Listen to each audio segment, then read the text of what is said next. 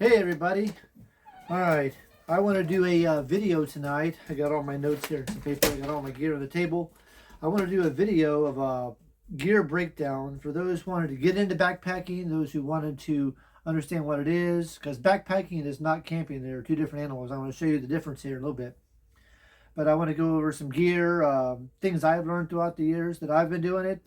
This really helped me because a lot of people just have no clue what they need as far as gear. Can you go buy just Walmart gear? Do you really need expensive gear? What's the difference? So I'm kind of go over all this stuff in the video. Try to make it short as possible, but it may be long. I don't know. I'll try to cut it down as best as possible. So hang with me. So first of all, I want to start with your essentials. You got to have food, water, and shelter. That's your main thing. So let's start with our gear. First of all, your sleeping bag.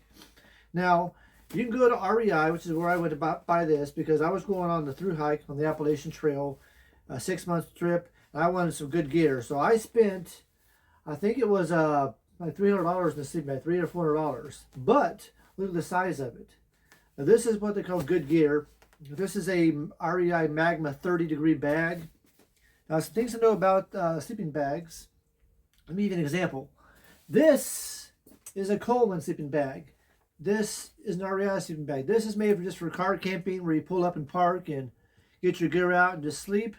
If you're going to go backpacking, you got to carry out your gear. You want it as small and lightweight as possible. That's the difference. That's the difference between camping and backpacking. Camping, it's okay to have big gear because you're in a car, you're going to park, get this out, set it up, you're good to go. But if you're going backpacking, you want all your gear to be as small and lightweight as possible because you have to carry it all.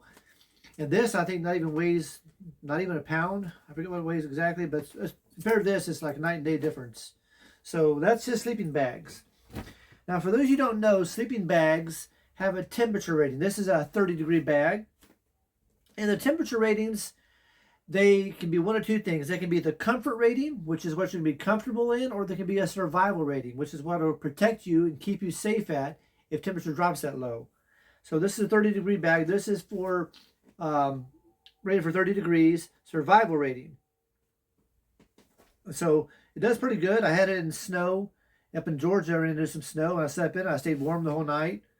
And so it's a really good thing. If you're going to go backpacking, take the time, if you can afford it, and invest in some good gear. You don't have to go and buy all the expensive gear. Look on Marketplace. I found a bunch of good stuff on Marketplace for good prices. But good gear does cost, so keep that in mind. But what you're paying for, instead of this big bulky thing, you're paying for size and weight. Because I think they say a pound on the back is like 5 pounds on the feet. Something like that. Also, you want to consider where you're going to be hiking at. If you're going to go up in the mountains where it's going to be cold, you may want a 30-degree bag or colder, like a 15 or 0-degree bag even if you're going to go in the snow. But here in Florida, which is what mostly we do here, this is actually overkill. You get too hot sleeping in this sometimes. Most nights I just use this as like a blanket, unzip it, and cover up with it like that because it's too hot for Florida.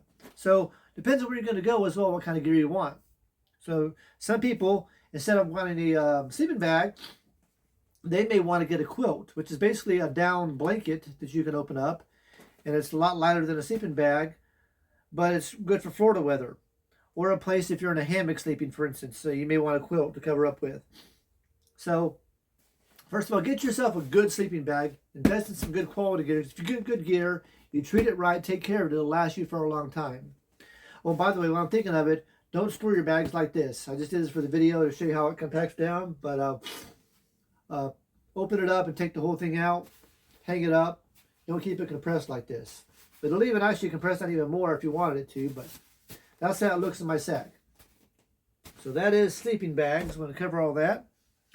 Next thing, once you get a good sleeping bag, the next thing you should think about is your pad, where you're going to sleep at. I've got some pads here. Now this is a cheap pad I used for the trail. This is called Sleep and Go. I think at the time, 3 years ago, these were $15 on Amazon. Now I don't know what they cost. I think they're around 30, but still, you can pick up a good bag. But this is a blow-up pad. Again, I knew what I was getting into when I purchased a cheap pad like this, but it actually got me through up till past Virginia before it started to leak. I used it for my whole trip on the Appalachian Trail, but toward the end it started getting a leak.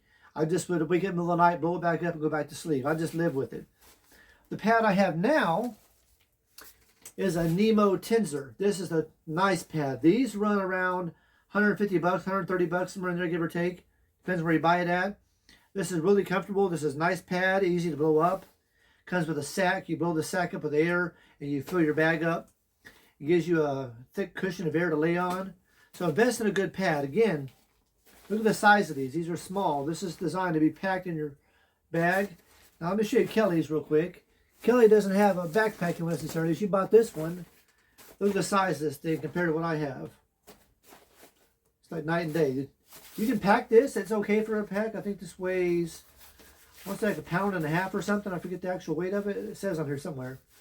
But this has an inflatable pillow with it. Has a pump sack built in. Compared to this, this is the way to go.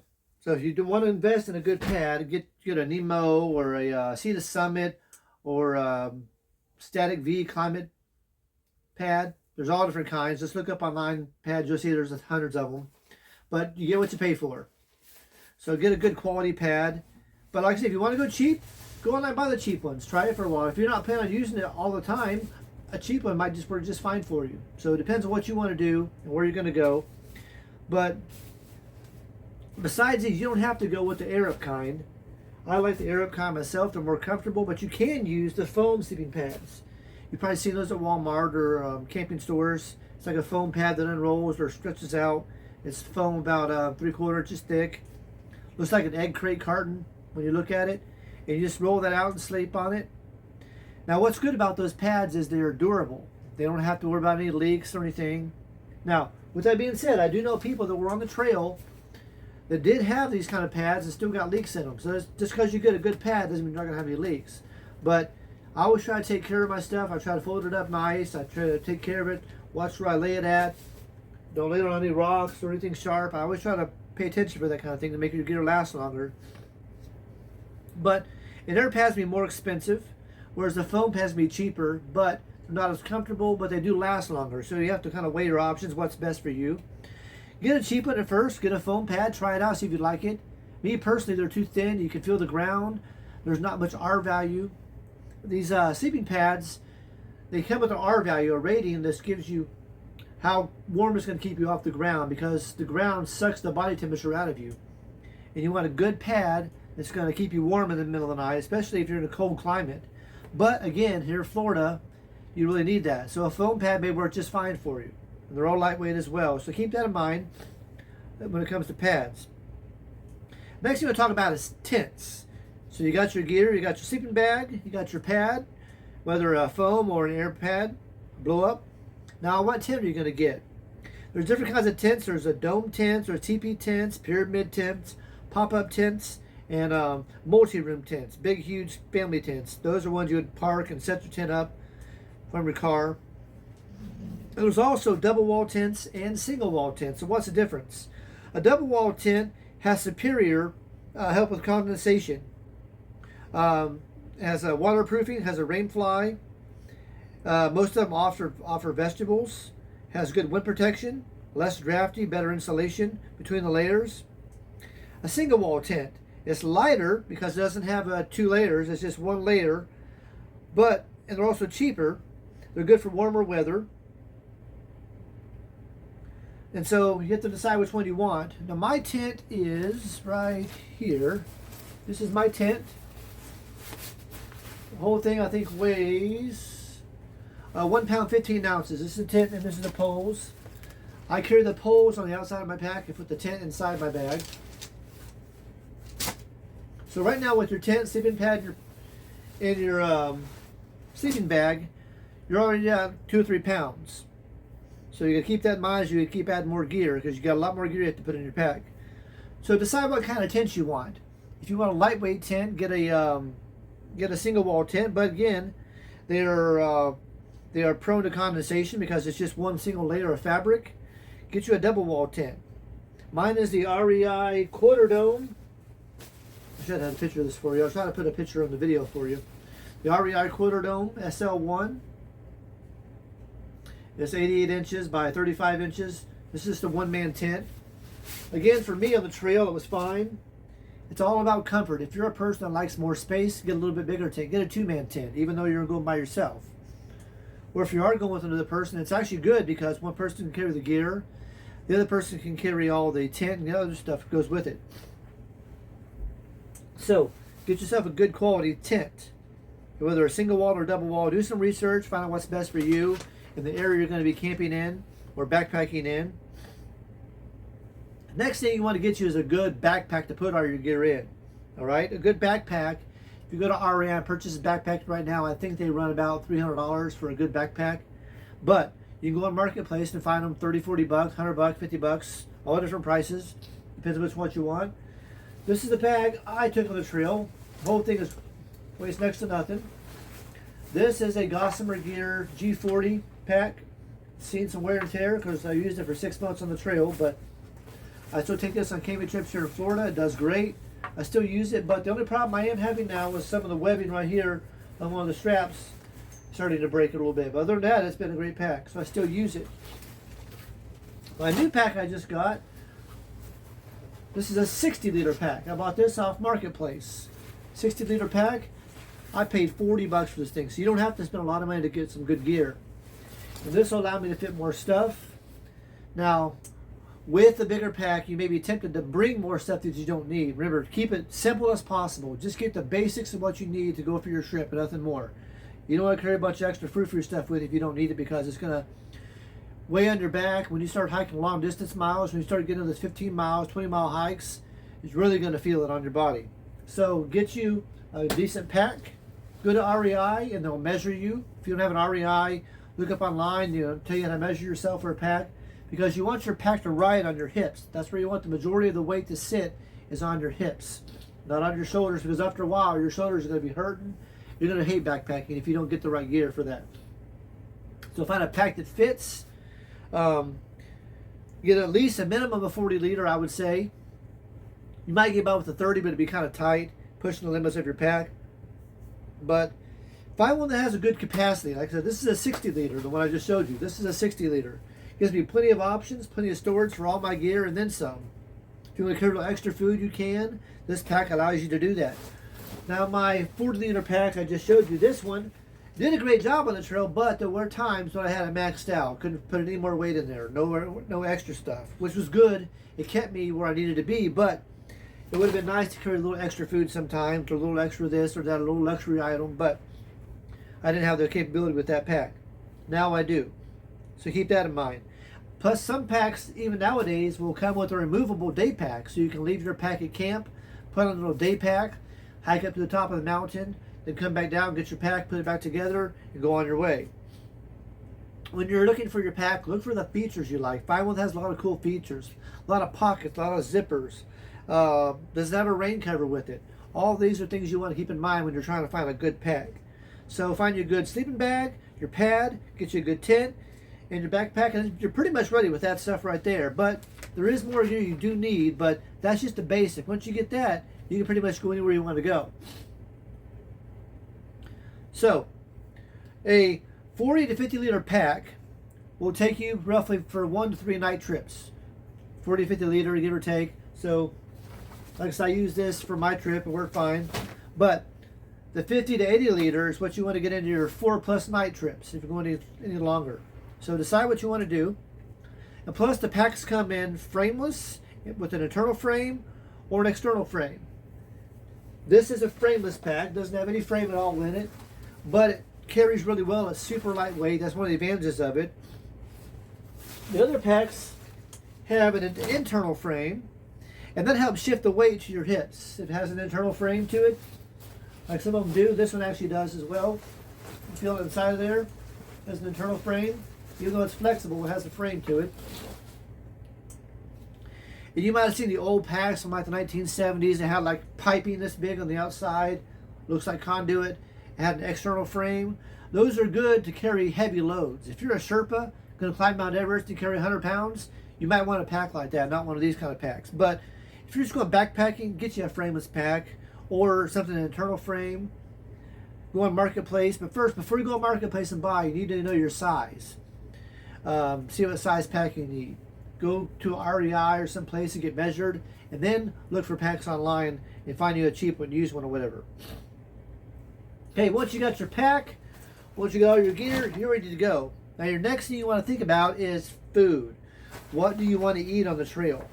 There's all kinds of food you can eat. Now you can go with, I'm fixing to show you here if I can get that out. All right, this is the Backpacker's Pantry meals. This is a freeze-dried meal. If you'll notice on these, a lot of them say somewhere, yeah, up here, it says for 2 servings. So keep that in mind when you're trying to buy these things. Unless you're really, really hungry, this is for 2 people. Now, when I was on the trail, I would eat these by myself, no problem. But I had a hiker appetite. But if you're going for a day trip or your first backpacking outing, you may just need one of these, or for 2 people even, because you may have a lot of leftovers. They're pretty filling, and they're designed that way on purpose to fill you up, give you energy. This has 620 calories, 29 grams of protein. This is lasagna flavor, but I will be honest with you, this flavors are kind of bland. They don't put much salt and pepper and seasoning in these things. At least this brand doesn't, from what I can gather. Other people may like that, but now, me, if you're going to spend the money to get a freeze-dried meal, get this brand, the Peak brand. This one is 3-bean chili mac. And with these, all you do is you boil some water. I'll get to that in a second. You boil some water, open it up, pour the water in, seal it up. And this one you wait, I think it's like 15 minutes. Let it sit. And after that, you're good to go. You can start eating. They come in all different flavors and different styles. They have desserts. They have breakfast ones. This one's grilled chicken with spinach and Alfredo pasta. This is an Alpine Air. This is a pretty good flavor too. The Peak and the Alpine Air, they sell these at REI. And these have really good flavor to them. So if you want something really good flavor, get these. These aren't bad, but to me they're not as good as these. They're decent. They're not awful. I wouldn't say nasty, but they are not as good as this brand. So I've also got a couple more in here. I've also got here a Southwest style chicken with rice. There's another one here. This one you steam right in the bag. It's like an MRE basically type of thing with this one. But that's 4 days of food right there, just as far as dinners go. But here's the thing, these get expensive. These range anywhere from 10 to 15 bucks a piece. So if you're going to go for just a couple of day hike, you're spending 40, 60 bucks right there just in food, dinners alone. So I opt for a different choice. Instead of going with these things, I prefer just to get maybe one of those for a dinner, maybe if you want something nicer. But I like getting just like tuna packets, or I get the instant potatoes and some beef jerky for dinner.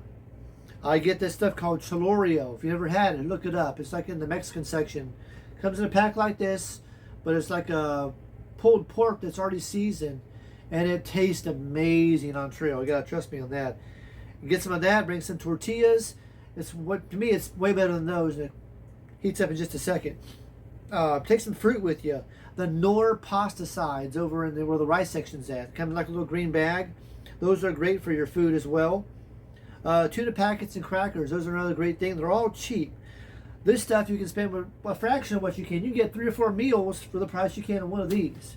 So keep in mind, do you want to spend money and just have freeze-dried food because it's easier and it lasts forever in your pack?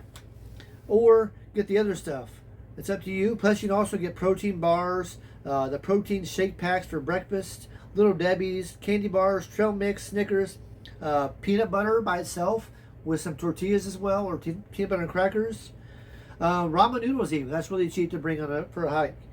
I don't like ramen, honestly. They're okay, but I made it on the trail. I just don't like it. If I want to eat on the trail, I want to eat something better. So I'm going to eat, for me, it's tuna packets, beef jerky, mashed potatoes, or one of these. That's what I'm going with for my dinners. For lunches, I'm always eating tuna packets, usually in a protein bar, usually some candy bars, lots of snacks. Peanuts and nuts and things like that are great to eat on trail. So if I'm the kind of food you like, any food you can carry out on trail, you can bring with you pretty much, as long as it doesn't need to be refrigerated. So keep that in mind. Also, bring extra food in case of an emergency. So if you're going to go on a 4-day hike, I recommend bringing at least 5 days worth of food. Bring an extra days of food with you, because what happens if you're hiking, you get caught in a rainstorm, you can't go any further, you have to stop for the night, You spend an extra day there, you need some extra food. So carry an extra day food no matter where you're going, even if it's one night. I always bring at least a couple nights food with me just in case. One night we all went camping, a bunch of our guys from church, and I had a bunch of these meals, and I'm glad I brought them all because one guy didn't bring any food with him. I don't know why he didn't bring any food with him, but he didn't bring anything. Luckily I had some of these, and I was able to give him a freeze-dried meal to eat. Now, with that being said, how do you cook it on the trail? Well, this here. These are dirt cheap. This is called a Toaks pot. T-O-A-K-S, Toaks. It looks like this. Comes in like a little bag. Has little handles on the side that fold out. The lid comes off just like this. And inside of here, I have my lighter. I have my cook stove. I'll get that in a second. And you have your gas. Now my pot never gets dirty on trail because I never, ever, ever cook in my pot. I only use this to cook water in. So what you do, get your pot out, get your gas. Inside here you have a little stove. You can buy these, I think, for 15, 20 bucks on Amazon. Look up Pocket Rocket Fuel or Pocket Rocket Stove, and it'll come up. And all it is this little device here. These fold up like this. Let me show you here. While we're doing this, might as well. Look, if you can see that. And so your pot will sit right on top of there like this. This simply screws onto your, I haven't taken the lid off yet, but anyway, that'll screw right on top of there like that, and the pot will sit on top of there. So what you do is you take your water bottle that you're going to bring with you. Speaking of water bottles, this is what I carry. These are the Smart water bottles. This is 1.5 liters. I usually carry 2 of these, so I have 3 liters total. That's what I carry. Speaking of water, let me get a drink. Excuse me. So you take your water, and you pour your water into the cup. I think these take a cup or 3/4 cup per bag, but you read your directions, what you're making. Pour your water in there. Now, if you're bringing something like I mentioned, the Chilorio or Norpasta sides, you can cook those right in the bag. Because most of them are plastic type bags, so dump the water right in your bag. That way you never have to clean your pot. If you want to do mac and cheese, I recommend getting some Ziploc bags, some gallon bags. I cook in these on the trail. So what I do is I boil some water. I take the boiling water carefully, dump it inside your bag, seal it up. And I'll just let it, especially mashed potatoes. So I'll dump some mashed potatoes in here, dump the water in, let it cook, and then I'm ready to go. Now, sometimes on the trail, I like to bring spaghetti. I forgot the company that makes them. I meant to get one to show you guys, but I think it's Dinty Moore makes this. It comes like a little oval-shaped package of spaghetti. It's already pre-made. I take those out when I'm going backpacking because they come in a little plastic tray about this big. They're about that big around. One meal is pretty good, but I don't like it cold. So what I do, I take the spaghetti out. I dump it inside of one Ziploc bag. I have another Ziploc bag that I have for my water. So I boil my water, dump the boiling water inside of this bag with just water. I take my spaghetti inside of this bag, put the spaghetti bag inside of this bag, and then zip it up. And let that bag sit in there in the boiling water, and it'll heat it up for you. Then when you're ready to eat, you just open it up, take the spaghetti out, dump out the boiling water, and you're good to go. There's all kinds of meals you can cook like that on trail. If you're creative and think about it, there's tons of meals. Go in your supermarket and just go out aisle and say, hey, I can take that on trail. I can take that on trail. You can come up with unique ways to cook on trail. Find what you like to eat and take it with you. Now, there are some better versions of this. There's one called a jet boil. It boils water, I think, in under 90 seconds. This takes just a hair longer, but these are cheap. I don't forget what this costs. It's like maybe 20, 30 bucks. Something like that. They're not much at all. But also, food is something you have to have on trail. Let's see. All right, next page I want to get to was, okay, you got your food. Now, you got your water on trail. Where do you get your water at? Anywhere you can, basically. So, I've got somewhere. Here it is. Where's my? All you need for any kind of hike is these two things right here. This is what's called a Sawyer squeeze. I'll show you in a second how it works. It comes in a box like this. You'll get 2 of these bags. Take the bags and throw them away. Do not use the bags that come with this. I'll show you why in a second. But it comes with a little syringe. This is what you back flush your filter, so you get some clean water, put it in your filter top, you squish out any debris that gets in there, helps clean it. That's what it comes with. But all you need is this. You don't need that really until you get back home. Bring your Sawyer squeeze. Okay. Take the lid off. Or you leave it on there. This is designed, let me show you. This is designed to go on a smart water bottle. It's got a little washer in the bottom that simply screws on here. Now you can take your bottle, go in any pond or stream or creek, fill this up with water, squirt this on, and drink right out of that if you want to. But I don't like that. There's a lot better solution. There's a thing called a CNOC badge, C-N-O-C, CNOC, which is a Gaelic word. I wrote it down here somewhere. It means hill or mount. That's why it's called CNOC. But anyway, this is a 3-liter bag. What you do is you pull this thing at the end off. I haven't opened this up in a long time. Pull this open. Open your bag. It opens really wide.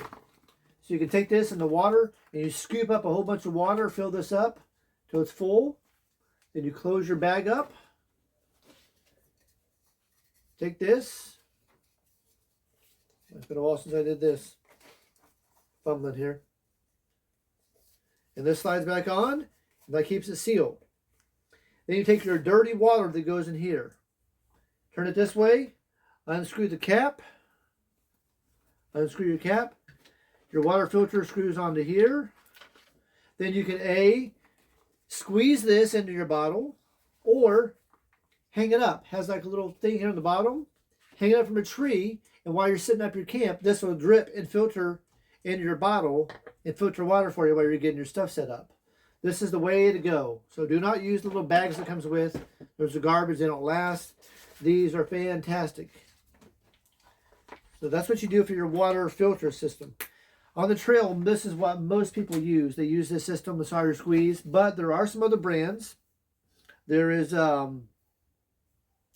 to go? There's the Life Straw, which Life Straw is really good.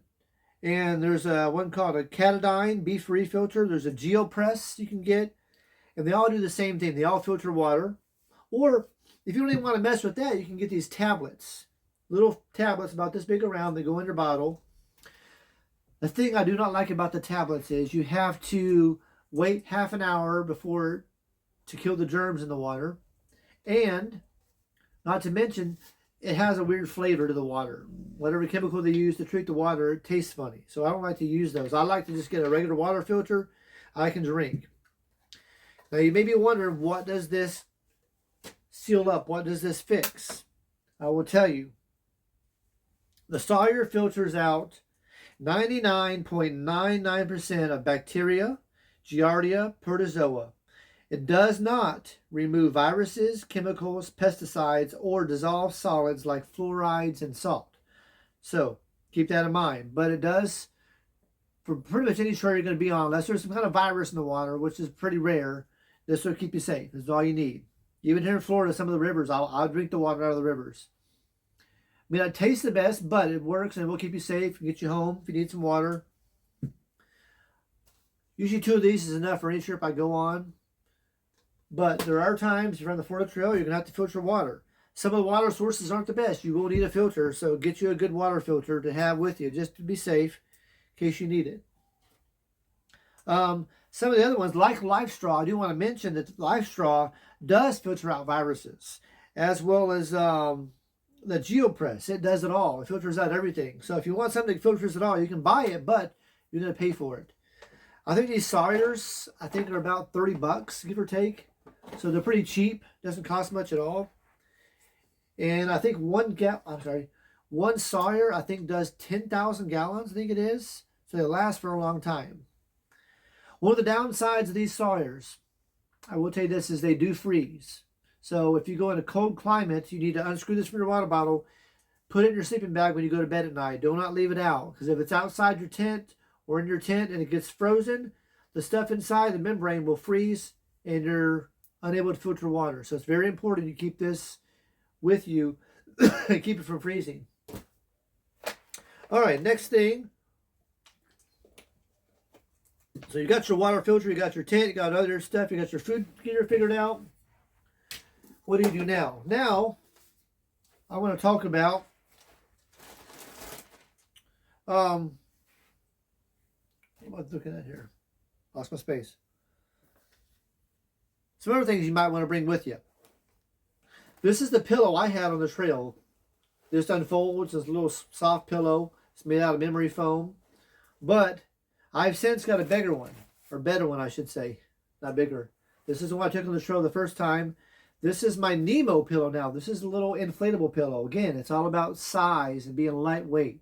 Even though this is lightweight, this weighs a little bit less, but this is a lot smaller, easier to fit in my pack. So keep that in mind again when you're packing your stuff. Get a good pillow. A pillow makes your nights a lot better on the trail if you have a good place to sleep or a good way to sleep.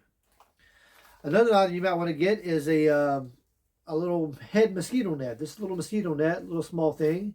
Some places you go, the bugs are horrible. Nothing you can do about it. You don't want to bring all the sprays, the big bottles of spray. Those are heavy. Leave those at home. Just get you a bug net. Or at least a small bottle of stuff you can rub on you if you want. But I don't bring any bug spray. I just use a head net if I do need it. I had to use this one time is all I've used it. Other than that, I just bring it just in case as like a luxury item, even though it doesn't weigh anything. Okay. Another item I forgot to mention. Back to sleeping bags. My sleeping bag was a 30-degree bag, but I forgot to tell you guys, this is called the Sea to Summit Thermalite Reactor. This is like a sheet that goes inside your sleeping bag. It drops your temperature of your sleeping bag 10 to 15 degrees. So if you got a 40-degree bag and you put this inside your bag, now you got like a 25 or 30-degree bag. Makes you even warmer. But honestly, I just use this as a sheet to cover up with sometimes. Sometimes in Florida, I just sleep with this instead of a sleeping bag. That's all you need. But this is called the Reactor Extreme. Sea to Summit makes it. And it's like a bed sheet, like I said. This will keep you warm. If you are going to some cold places, you might want to invest in getting one of these. Otherwise, in Florida, you may not even need it. I didn't mention this at all before, but for those who don't want to get a tent, another option is to get a hammock. Believe it or not, I paid $5 for this hammock, brand new. This is a really nice hammock. It's called a Cutek, but the good thing about this, it has incorporated in the hammock, it has the bug liner and the rainfly all in one piece with the hammock. So you don't have to get anything separate. Just one thing does it all. But for me, I don't like it. It's uncomfortable. So I'm probably going to end up getting rid of this or selling it to somebody, but I don't like hammocks. Personally, they're okay. I just don't sleep with them like I do a tent. I prefer to have a pad be on the ground. Especially if you're in the cold. You don't stay very warm. Or I didn't anyways. Last time I tried it. So for me, hammocks are not for me. That's not the way to go. Okay, next thing we'll talk about is, where did we go? Oh, so you got your food. Some of us you may want to look into getting is a bear bag. It's a bag, kind of like what I had before.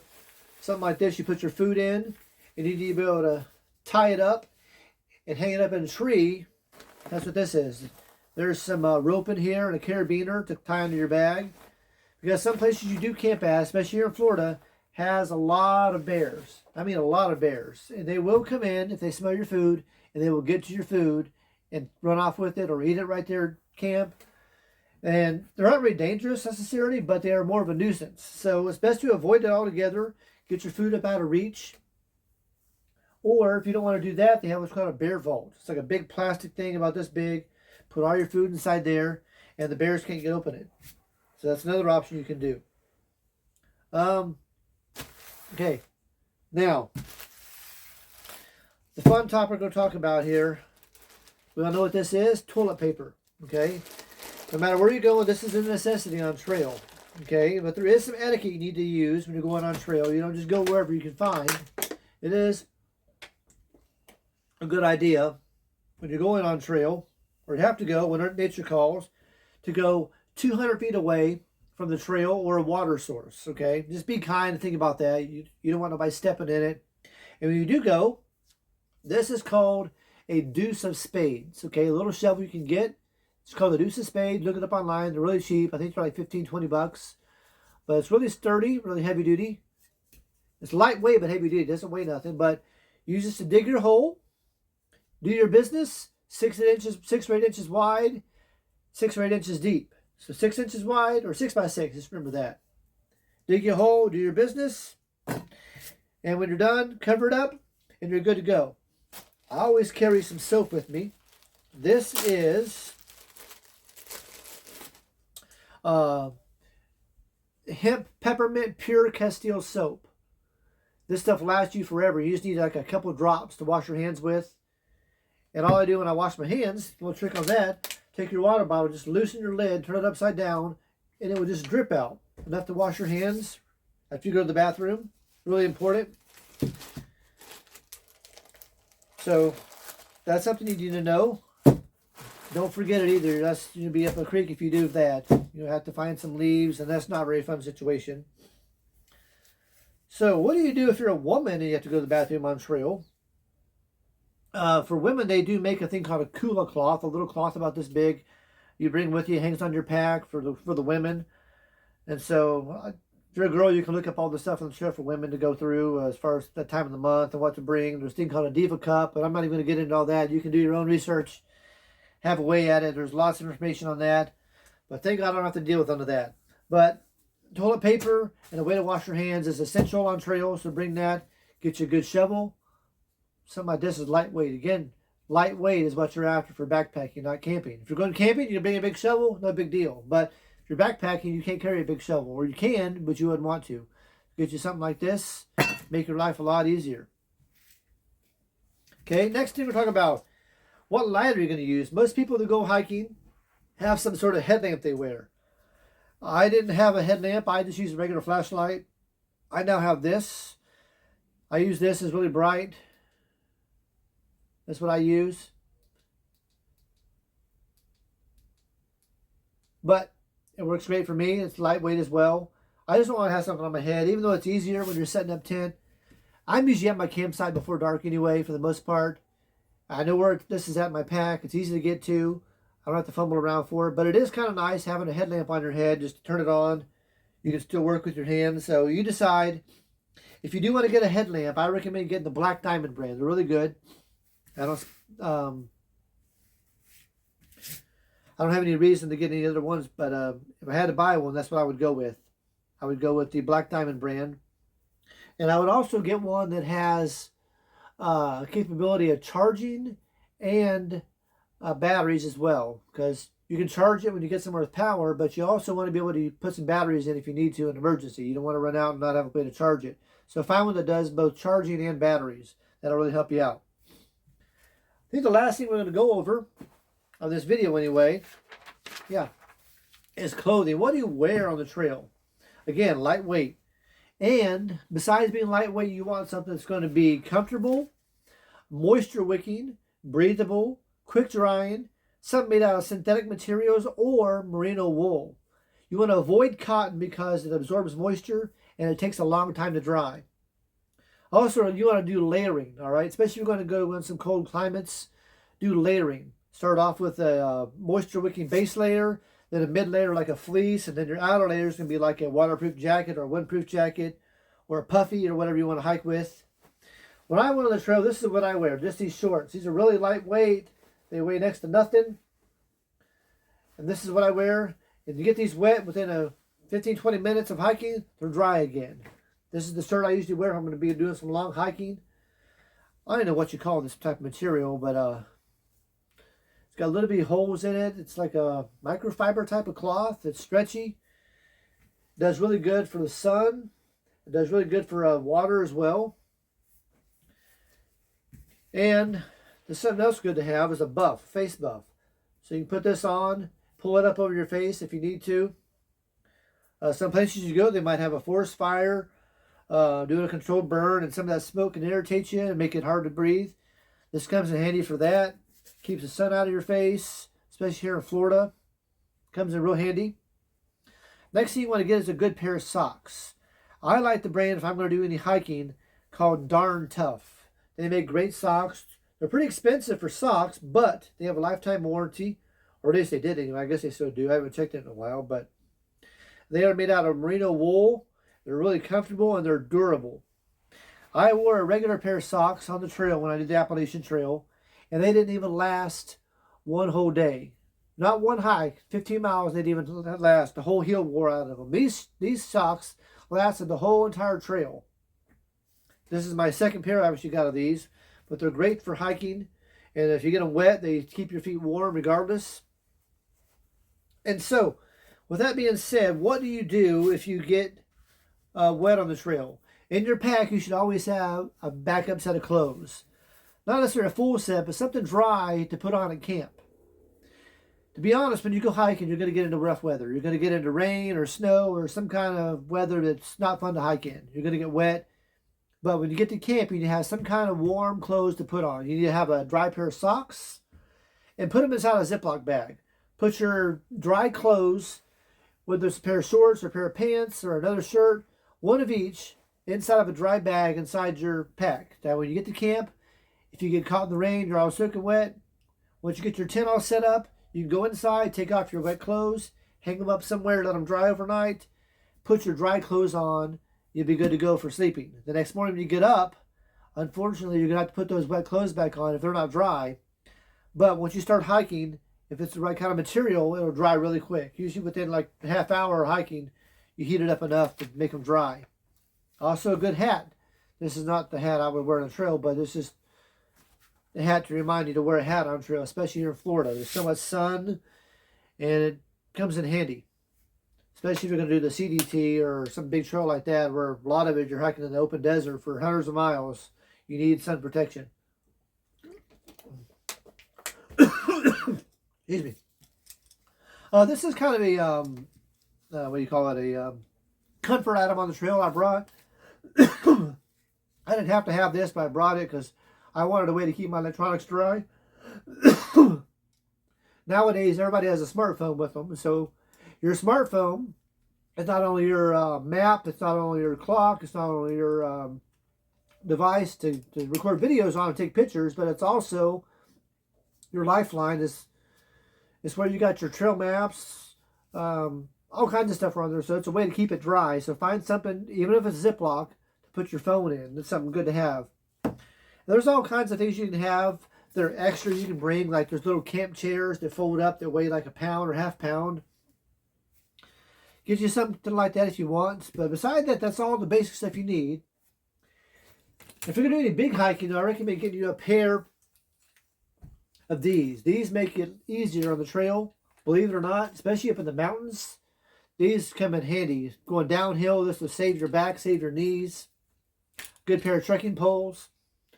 These have seen better days. Of course, I have these taped up for my hike I did on the trail. Of course, they're all beat up from being thrown around. But these lasted the whole trail. They're pretty pricey, but you can find some cheaper ones. I think Black Diamond is one of the top of the line brands, but you don't have to get those. Again, for Florida, they're not even really necessary. I don't usually bring them around here, but if you're going to go somewhere that has mountains, I would definitely bring those and get a pair if you don't have them. And I think that's about all the stuff I wanted to cover in this video. So I wanted to have this channel to promote people to get out there and hike. I'm going to do some group hikes coming up pretty soon. So you guys can join out there on the trail, meet each other, have some fun, get into backpacking, experience what it's like, because backpacking is amazing. There's nothing like it. I never was a big backpacker, to be honest with you. Before I hiked the trail, I did it, but I wasn't like wasn't really into it. But after you go and hike the trail or do something like that, it just, I don't know how to describe it. It gets this burning sensation inside of you to want to hike and do these things, because when you go backpacking, you get to experience stuff most people don't get a chance to see. You get to see beautiful mountaintops and things way off the beaten path most people would never get a chance to see unless you're a backpacker, because you can hike and get to these places, like beautiful waterfalls, high mountain peaks with the beautiful views. All that stuff is only accessible through backpacking. You can't car camp and get to these places unless you want to hike. And by backpacking and hiking, you kind of combine the two and do it all. But again, the key is lightweight, good quality gear. Do some research, get you some good gear, and get out there and have some fun. So thanks you guys for watching. Sorry it was so long. Have a good night. We'll talk to you later. Bye-bye.